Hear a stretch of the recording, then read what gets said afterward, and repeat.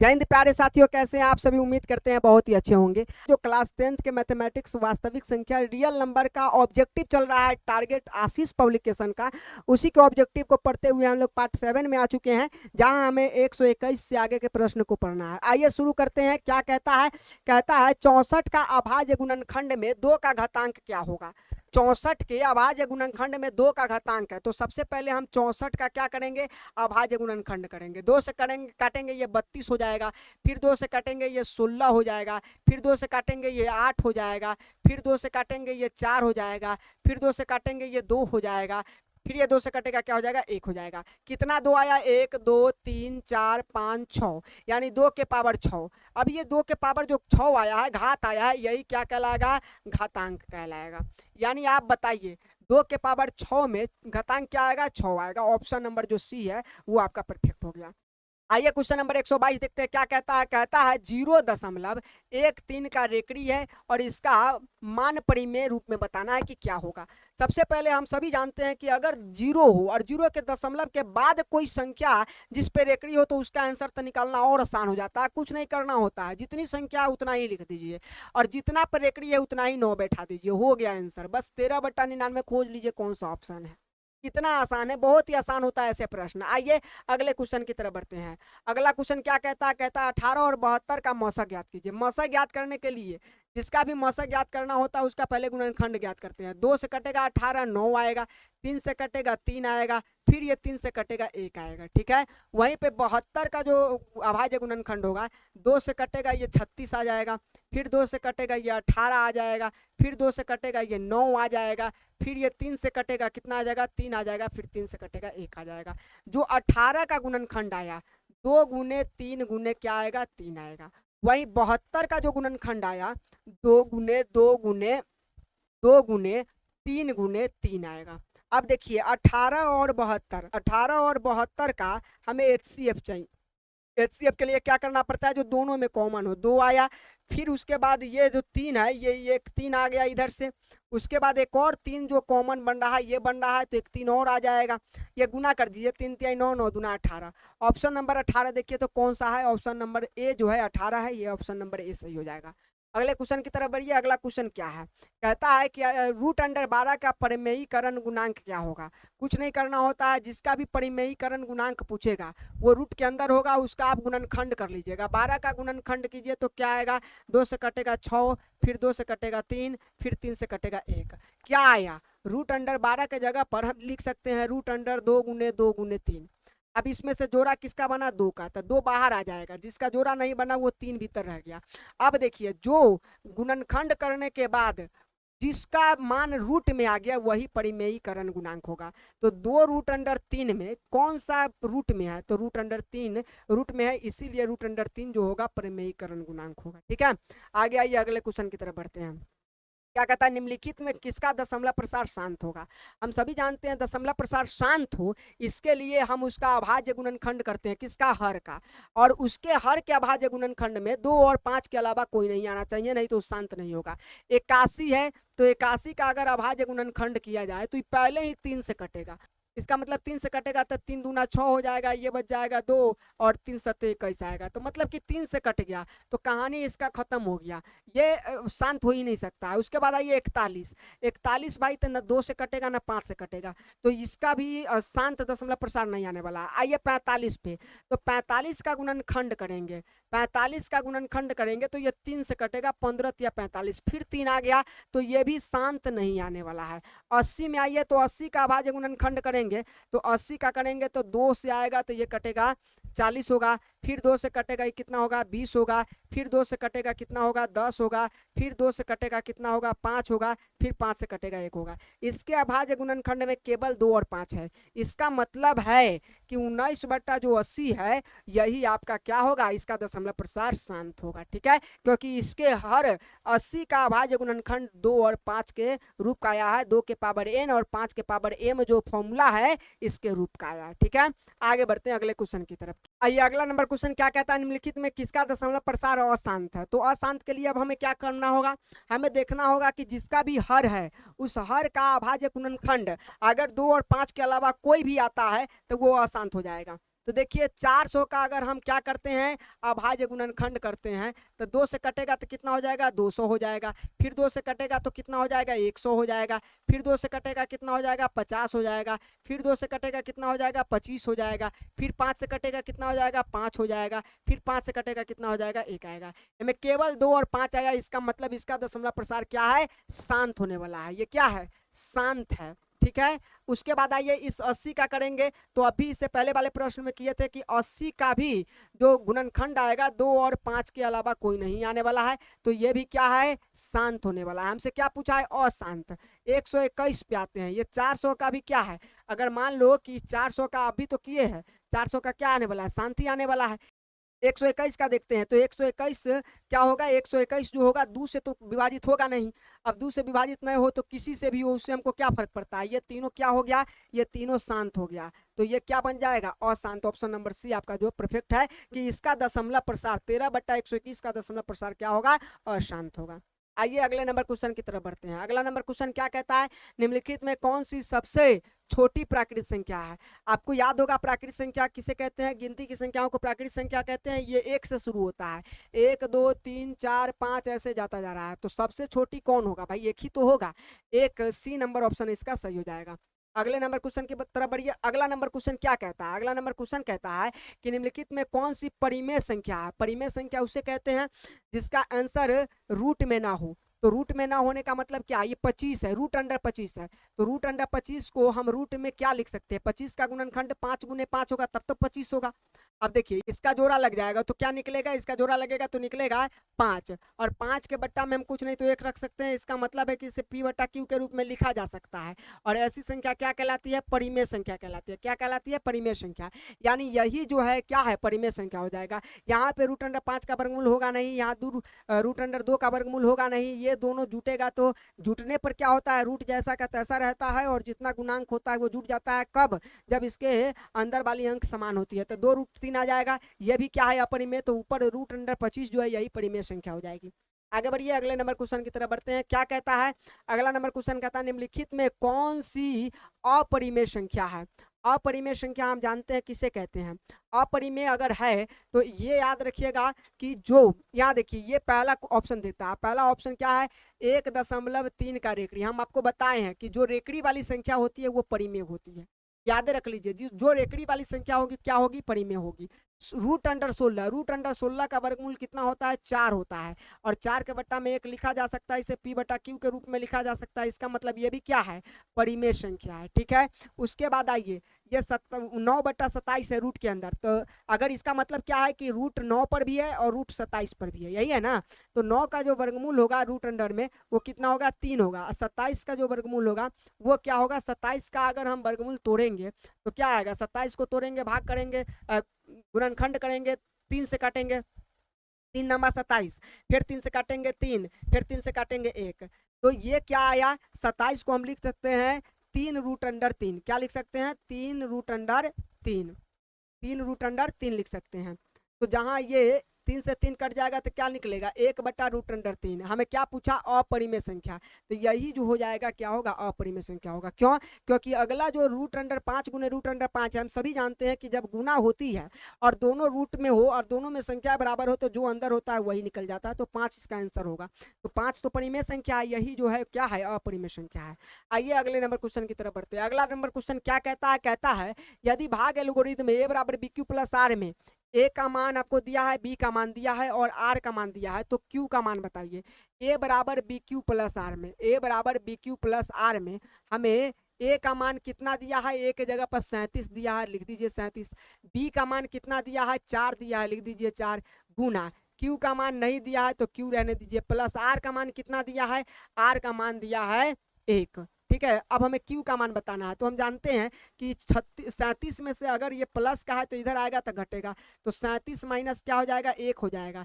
इधर 4 गुने क्या है, q है। देखिए 37 में से 1 जाएगा तो कितना बचेगा, 36 बचेगा। और यहाँ 4 q है तो 4 q रहने दीजिए। अब हमें q का मान निकालना है। तो 36 का 36 और 4 q के साथ गुना में है तो 4 कहाँ चला जाएगा, भाग में, इधर q बच जाएगा। और 4 से इसको भाग करेंगे तो 4 नमा कितना हो जाएगा, 36। यानी q का जो मान है 9 आया। ऑप्शन देख लीजिए, ए नंबर ऑप्शन आपका सही हो जाएगा। ठीक है, अगले क्वेश्चन की तरफ बढ़ते हैं। अगला क्वेश्चन कहता है 156 के अभाज्य गुणनखंड में 2 का घातांक बताइए। पहले तो 156 का अभाज्य गुणनखंड कर लीजिए। 156 का अभाज्य गुणनखंड किया, 2 से कटेगा तो 7 दूना 14 हो जाएगा, एक बचेगा, ये हो जाएगा 16 और 8 दूना क्या हो जाएगा 16, 78 हो जाएगा। 2 से कटेगा क्या होगा, 2 से इसको काटेंगे तो ये हो जाएगा 3 दूना 6 हो जाएगा, एक बचेगा ये 18 हो जाएगा, और इसको 2 से काटेंगे तो 2 नमा कितना हो जाएगा 18 हो जाएगा। ठीक है, अब ये कितना हो जाएगा, इसको हम 3 से काटेंगे, 3 एकम 3 और 3 तिया 9, 13 तिया 39। उसके बाद क्या हो जाएगा, ये 13 से कटेगा तो आ जाएगा 1। अब इसमें देखिए 2 जो आए, 2 के पावर कितना है 2, हमें पूछा है 2 का घातांक, तो इस 2 का जो घात है वो देखिए कितना है 2 है, तो ऑप्शन नंबर 2 आपका परफेक्ट हो जाएगा, ए जो है वो सही होगा। ठीक है, बढ़े अगले नंबर क्वेश्चन की तरफ। अगला नंबर क्वेश्चन कहता है निम्नलिखित में कौन अपरिमेय संख्या नहीं है। अपरिमेय न है यानी वो क्या होगा, परिमेय होगा। तो परिमेय किसको कहते हैं, जो रूट में ना आए। तो देखिए ये 2 प्लस रूट अंडर 3 है, भाई रूट अंडर 3 कभी अलग हो नहीं सकता है, इसका वर्गमूल हो नहीं सकता है, इसका मतलब है कि ये दोनों क्या हो जाएगा, अपरिमेय हो जाएगा। ये भी इसका रूट अंडर 3 का वर्गमूल पूरा पूरा हो नहीं सकता है, और 5 इसके साथ है, तो हम लाख बार पढ़ा चुके हैं कि ये क्या हो जाएगा, अपरिमेय हो जाएगा। यहाँ पे आइए, रूट अंडर 3 का भी पूरा पूरा वर्गमूल नहीं हो सकता है, रूट अंडर 5 का भी पूरा पूरा वर्गमूल नहीं हो सकता है, तो ये भी क्या हो जाएगा, अपरिमेय हो जाएगा। कहा है अपरिमेय नहीं है, तो इसका मतलब यही होने वाला है। देखिए रूट अंडर 12 है, तो 12 का अगर हम गुणनखंड तोड़ेंगे तो क्या आएगा, 2 से कटेगा 6 आएगा, 2 से कटेगा 3 आएगा, फिर 3 से कटेगा 1 आएगा। तो हम क्या रूट अंडर 12 के जगह पे 2 गुने 2 गुने 3 लिख सकते हैं। हाँ सर लिख सकते हैं, नीचे क्या है, रूट अंडर 3 है। अब देखिए इसमें से 2 का जोड़ा लगा, 1 2 बाहर चलाएगा, रूट अंडर 3 बच जाएगा, और नीचा कौन है, रूट अंडर 3। रूट अंडर 3 से रूट अंडर 3 कट गया, क्या बचा 2। अब 2 बताइए, ये जो 2 परिमेय संख्या है कि नहीं है, इसका जो वर्गमूल आएगा वो 2 आएगा, और 2 इसलिए क्या हो जाएगा, एक परिमेय संख्या हो जाएगा। ठीक है, आगे आइए, जो अपरिमेय नहीं है। आगे आइए अगले क्वेश्चन की तरफ बढ़ते हैं। अगला क्वेश्चन क्या कहता है, कहता है कि 0.105 को आपको किस रूप में लिखना है, आपको लिखना है p के बट्टा में 2 के पावर n, 2 के पावर n गुने 5 के पावर m के रूप में लिखना है, यानी कहिए ना p बटा q के रूप में लिखना है। बहुत ही आसान है, कुछ नहीं करना होता है। ऐसे क्वेश्चन को हम क्या करते हैं आप लोग को पता ही है, दशमलव तोड़ेंगे, तो दशमलव तोड़ेंगे, दशमलव से पहले की जो भी संख्या होती है वो 1 माना जाएगा, और इधर जितनी भी संख्या होती है उसके बदले क्या हो जाएगा, 0 हो जाएगा। क्या हो जाएगा, 3 को संख्या आता है, तीनों के बदले 0, और ऊपर 105 का 105। ठीक है, अब इसको आप काट कर देखिए, ये तो बट्टा में दिया है इस तरह से, तो बट्टा में दिया है तो ज्यादा कुछ नहीं करना है, आप इसको काटेंगे तो ये किससे कट जाएगा, देखिए दोनों के लास्ट में 5 है तो 5 से कट ही जाएगा। 5 से कटेगा तो ये 5 से इसको अगर हम काटेंगे तो क्या काटेंगे, देखिए 5 दूना कितना होगा 10, उसके बाद 5 एकम 5, 21 आया ऊपर, 5 से इसको काटेंगे, 5 दूना 10, 2 जीरो है तो 2 जीरो आ गया। अब बट्टा में 200 आया, 200 का गुणनखंड कर लीजिए, 200 का गुणनखंड करेंगे तो कितना आएगा, 100 आएगा, फिर 100 का गुणनखंड करेंगे 50 आएगा, फिर 50 का गुणनखंड करेंगे 25 आएगा, फिर 25 का 5 से लगेगा 5 आएगा, फिर 5 का 5 से लगेगा 1 आएगा।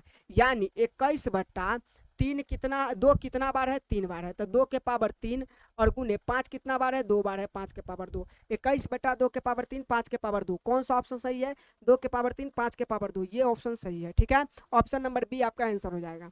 आइए अगले क्वेश्चन की तरफ देखते हैं। 134 नंबर क्वेश्चन क्या कहता है, निम्नलिखित में कौन परिमेय संख्या, परिमेय संख्या वही जिसको हल करने पर वो p बटा q के रूप में लिखा जाए, यानी रूट से बाहर रहे। तो देखिए इसको तो हम कभी परिमेय संख्या नहीं कह सकते, क्यों, क्योंकि ये रूट अंडर 7 जो है वो स्वयं अपरिमेय है। अपरिमेय के साथ कोई भी रहेगा वो परिमेय होगा, तो वो क्या कहलाएगा, अपरिमेय कहलाएगा, क्योंकि इसका पूरा पूरा वर्गमूल नहीं हो सकता है। अगर यहीं पे रूट अंडर 16 होता तो परिमेय हो जाता, क्योंकि 16 का वर्गमूल 4 हो जाएगा। ठीक है, तो ये अपरिमेय हो गया। हमें कहा है कि कौन परिमेय संख्या है। अब जरा देखिएगा, तो ये 10 है आप प्लस ये 100 है, 100 का वर्गमूल क्या होता है, 100 का वर्गमूल होता है 10। कैसे होगा, तो अगर 100 का हम गुणनखंड करते हैं, दिखा देते हैं, देख लीजिए, तो 2 से कटेगा 50 होगा, फिर 2 से कटेगा 25 होगा, फिर 5 से कटेगा 5 होगा, फिर 5 से कटेगा 1 आएगा। यानी रूट के अंदर में कितना आया, 2 गुने 2 गुने 5 गुने 5। अब बताइए जोड़ा लगा के बाहर निकालिए, 2 जोड़ा लग गया तो 1 2 बाहर, एक 5 जोड़ा लग गया तो 1 5 जोड़ा बाहर, तो ये 5 दूना कितना हो जाएगा 10। इसीलिए हम रूट अंडर 100 का जो वर्गमूल है वो 10 लिखे। 10 10 कितना हो जाएगा 20। अब 20 बताइए p बटा q के रूप में लिखा जा सकता है तो परिमेय होगा कि नहीं होगा? तो आप कहेंगे हाँ सर परिमेय होगा। तो ऑप्शन देख लीजिए कहा है कि कौन परिमेय है, तो ये वाला ऑप्शन परिमेय है। ये इसका पूरा पूरा वर्गमूल नहीं होगा इसलिए पूरा अपरिमेय हो जाएगा, इसका पूरा पूरा वर्गमूल नहीं होगा इसलिए पूरा अपरिमेय हो जाएगा, कोई दिक्कत नहीं। आगे आइए अगले क्वेश्चन की तरफ बढ़ते हैं। 135 नंबर क्वेश्चन क्या कहता है? कहता है निम्नलिखित में किसका दशमलव प्रसार शांत है? शांत होने के लिए हमने कई बार बताया है कि इसके हर का क्या कर दीजिए, अभाज्य गुणनखंड कर दीजिए। अभाज्य गुणनखंड में 2 और 5 के अलावा कोई नहीं आना चाहिए। तो 1600 है, 1600 का अगर अभाज्य गुणनखंड करते हैं तो कितना आएगा? 2 से कटेंगे तो 800 आ जाएगा, फिर 2 से कटेंगे तो 400 आ जाएगा, फिर 2 से कटेंगे कितना आ जाएगा? 200 आ जाएगा, फिर 2 से काटेंगे कितना आ जाएगा? 100 आ जाएगा, फिर 2 से काटेंगे कितना आ जाएगा? 50 आ जाएगा, फिर 2 से काटेंगे कितना आ जाएगा? 25 आ जाएगा, फिर 5 से काटेंगे कितना आ जाएगा? 5 आएगा, फिर 5 से काटेंगे कितना आएगा? 1 आएगा। यानी इसके अभाज्य गुणनखंड में 2 और 5 के अलावा कोई नहीं आया, तो यही क्या होगा? इसी का दशमलव प्रसार क्या होगा? शांत होगा। बाकी अब जितना भी होगा उसके अभाज्य गुणनखंड में 2 और 5 के अलावा कुछ ना कुछ आएगा। इसके अभाज्य गुण हर के अभाज्य गुणनखंड में 2 और 5 के अलावा कोई नहीं आया है। ये सूत्र के रूप 2 के पावर n 5 के पावर m के रूप का फॉलो किया है, इसीलिए क्या होगा? इसका दशमलव प्रसार शांत होगा। आइए अगले क्वेश्चन की तरफ बढ़ते हैं। क्या कहता है? 2 धन पूर्णांक a और b है और उसके लिए इसका आंसर क्या होगा? ये बड़ा खतरनाक लग रहा होगा, कोई दिक्कत नहीं है। कहता है 2 धन पूर्णांक a और b है और इसी ए बी का, यहाँ देखिए इसी ए बी का क्या चाहिए? मौसा, और इसी ए बी का क्या चाहिए? लौसा। तो पहले हम ए और बी का मौसा ज्ञात कर लेते हैं या लौसा, दोनों ज्ञात करेंगे। तो ए का गुणनखंड करेंगे 1 गुने ए होगा, बी का गुणनखंड करेंगे 1 गुने बी होगा। तो हम HCF निकालेंगे तो HCF क्या आएगा? जो दोनों में होता है वो आता है, तो 1 हो गया। एलसीएम निकालेंगे तो क्या आएगा? 1 का वैल्यू नहीं है, ए और बी आपस में गुना करेगा तो क्या आ जाएगा? ए बी आ जाएगा। HCF 1 आया और एलसीएम कितना आया? ए बी आया। अब हमें सूत्र पर लेकर आना है। क्या कहता है? म स। देखिए यहाँ कहता है म स किसका? ए बी का, ए बी का म स गुना करना है ल स किसका? ए बी का। जो ए बी का म स होगा, ए बी का ल स होगा, इसके जगह पे बैठा दीजिए, नीचा कौन रख दीजिए? ए बी रख दीजिए। तो ए बी का म स मतलब कि HCF कितना है? 1 है, और ए बी का ल स कितना है? ए गुने बी है, और बट्टा में कौन आएगा? ए बी आएगा। ए बी से ए बी कट जाएगा। बताइए क्या आंसर आया? 1 आया। यही एक ऑप्शन ढूंढ लीजिए कौन है, ए नंबर ऑप्शन सही है। ठीक है, अगले क्वेश्चन की तरफ बढ़े। अगला क्वेश्चन क्या कहता है? 137 नंबर कहता है निम्नलिखित में से कौन सा युग्म सह अभाज्य है? तो सह अभाज्य होने के लिए हम सब जानते हैं, एक ही नियम लगना है कि जो भी 2 संख्या होगा उसका HCF 1 होगा तभी वह सह अभाज्य होगा। तो यहाँ 14 है और यहाँ कितना है? 35 है। इन दोनों का अगर HCF 1 हुआ तो हम कहेंगे इस सह अभाज्य है, नहीं तो नहीं है। 14 का गुणनखंड करेंगे तो क्या आएगा? 14 का गुणनखंड करेंगे तो 2 से कटेगा 7 और 7 से कटेगा 1, यानी 14 का गुणनखंड आया 2 गुने 7। वहीं पे 35 का गुणनखंड करेंगे तो क्या आएगा? 35 का करेंगे तो ये 5 से कट जाएगा, 5 सत्ते कितना आया? 35, 7 से कटेगा 1, यानी जो हमारा 35 का गुणनखंड आया वो 5 गुने 7 आया। बताइए इसका HCF क्या आएगा? HCF आया 7, जो दोनों में होगा वही ना आएगा। इसका मतलब ये सह अभाज्य युग्म नहीं है, एक सहअभाज्य संख्या का युग्म नहीं है। आगे बढ़ते हैं अगले क्वेश्चन के ऑप्शन के तरफ। अगला ऑप्शन क्या कहता है? कहता है 18 और 25, इसका HCF चेक करते हैं। 18 का गुणनखंड चेक करते हैं, 2 से कटेगा 9 आएगा, फिर 3 से कटेगा 3 आएगा, और 3 से कटेगा फिर से क्या आएगा? 1 आएगा। 25 का चेक करेंगे तो क्या आएगा? 25 का 5 से कटेगा 5 आएगा, फिर 5 से कटेगा 1 आएगा। तो इसका मतलब जो 18 का गुणनखंड आया वो 2 गुने 3 आया। वहीं पे जो 25 का गुणनखंड आया 5 गुने 5 आया। अब बताइए 18 और 25 का HCF जब हम निकालेंगे, क्या निकालेंगे? HCF। तो HCF क्या दोनों में कोई भी संख्या कॉमन है? नहीं है, तो इसमें भी 1 होगा, इसमें भी 1 होगा, वही 1 क्या आएगा? HCF आएगा। यानी 18 और 25 जो है उसका HCF 1 आ रहा है, तो यही आपका क्या हो जाएगा? सह अभाज्य पूर्णांक। ठीक है, उम्मीद करते हैं चीजें समझ में आ गई होंगी। अगले क्वेश्चन की तरफ बढ़ते हैं। कहता है कि निम्नलिखित में से कौन यौगिक संख्या है? यौगिक संख्या समझते हैं, ये नहीं है, नया प्रश्न है और ये बच्चे बहुत परेशान है। इस बार जो त्रैमासिक एग्जाम हुआ है उसमें भी ये प्रश्न डाल दिया गया है कि कौन यौगिक संख्या है। यौगिक संख्या का बहुत ही सिंपल सा मेथड है। आप यौगिक संख्या का मेथड ये समझिए कि जो संख्या स्वयं के अलावा किसी अन्य संख्या से भी विभाजित होता है उसे हम यौगिक संख्या कहते हैं। स्वयं के अलावा मतलब कि उसका गुणनखंड कम से कम 2 गो होना चाहिए, स्वयं के अलावा किसी से भी विभाजित होना चाहिए। 11 को आइए 11 कहता है कि हम केवल 11 से गुणनखंड होंगे, 11 गुने 1 लिखा जा सकता है, ये किसी दूसरा से कटेगा नहीं। यही बात समझ लीजिए कि जो अपने आप के अलावा किसी दूसरे संख्या से कटे। 21 यह भी कहता है 21, हाँ 21 कहता है कि भाई हम किसी से कटेंगे, 21 कहता है हम 3 से भी कटेंगे, 21 कहता है हम 7 से भी कटेंगे। इसका मतलब ये यौगिक संख्या है। क्यों है? क्योंकि इसका गुणनखंड 3 गुने क्या है? 7 है। दो संख्याओं का गुणनखंड है। उसके बाद 31 कहता है स्वयं से विभाजित है, 41 भी कहता है हम स्वयं से कटेंगे, यानी 21 ही है जो स्वयं के अलावा किसी से विभाजित हुआ। तो 21 जो है एक यौगिक संख्या है। ठीक है, आगे आइए अगले नंबर क्वेश्चन की तरफ। 39 139 क्या कहता है? निम्नलिखित में कौन अभाज्य संख्या है? अभाज्य संख्या उसी को कहते हैं जो स्वयं के अलावा किसी से ना कटे। तो यहाँ देखिए 33 3 से भी कटता है, 33 किससे कटता है? 3 से भी कटता है। 11 33 से 11 से भी कटता है। 39 भी 3 से कटता है और 13 से भी कटता है। ठीक है, उसके बाद 38 आइए तो ये तो 2 ही से कट जाएगा। उसके बाद 31 आइए तो 31 कहता है हम केवल किससे कटेंगे? 31 से। यही क्या हो जाएगा? 100 अभाज्य संख्या हो जाएगा। 140 नंबर प्रश्न को देखिए क्या कहता है। कहता है दो संख्याओं का मौसा कितना है? 27 है और लौसा 162 है। यदि उनमें से एक संख्या आपको 54 दिया है तो दूसरी संख्या आपको ज्ञात करना है। हम डायरेक्ट सूत्र लगाएंगे। क्या कहता है? दो संख्या का गुणनफल, दो संख्या का गुणनफल क्या कहता है? HCF गुने LCM, यही तो सूत्र होता है। अब दो संख्या का गुणनफल में यदि उससे कहता है कि एक संख्या आपको कितना दिया है? 54 दिया है, तो 54 लिख लीजिए। भाई दूसरी संख्या नहीं दिया है तो दूसरी संख्या लिख लीजिए। ठीक है, दूसरी संख्या। और कहता है कि हमरा उस दोनों संख्या का HCF मतलब मौसा कितना है? 27 है और LCM कितना है? 162 है। लिख लीजिए, कोई दिक्कत नहीं। हमें दूसरी संख्या ज्ञात करनी है, इसलिए दूसरी संख्या बराबर 27 गुने 162 रहने दीजिए। और ये दूसरी संख्या के साथ 54 गुना में था, इसलिए यह 54 गुना से निकलेगा और बराबर के उस तरफ जाएगा तो 54 कहाँ चल जाएगा? भाग में चल जाएगा।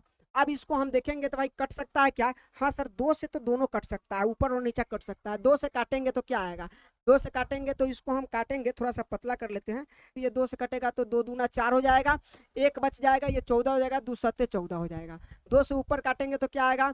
2 अट्ठे 16 आएगा और उसके बाद 2 एकम 2 आएगा। ठीक है, और भी कट सकता है क्या? हाँ, 3 से कट सकता है। अच्छा, 27 से तो डायरेक्ट 27 कट जाएगा, तो क्या बच गया? 81। यानी दूसरी संख्या आपकी कौन बच गई? दूसरी जो संख्या है वो आपकी कौन बची? 81 बची। ऑप्शन नंबर देख लीजिए, 81 कोई ऑप्शन है? ऑप्शन नंबर डी जो है आपका परफेक्ट है। उम्मीद करते हैं कि यह पार्ट भी आपको समझ में आ गया होगा। इस तरह से हमने 7 पार्ट को कवर कर दिया, 140 प्रश्न को बना दिए हैं। मात्र 30 से 32 प्रश्न और बच गए हैं जो अगले पार्ट में कवर कर देंगे। मिलते हैं अगले वीडियो में। धन्यवाद।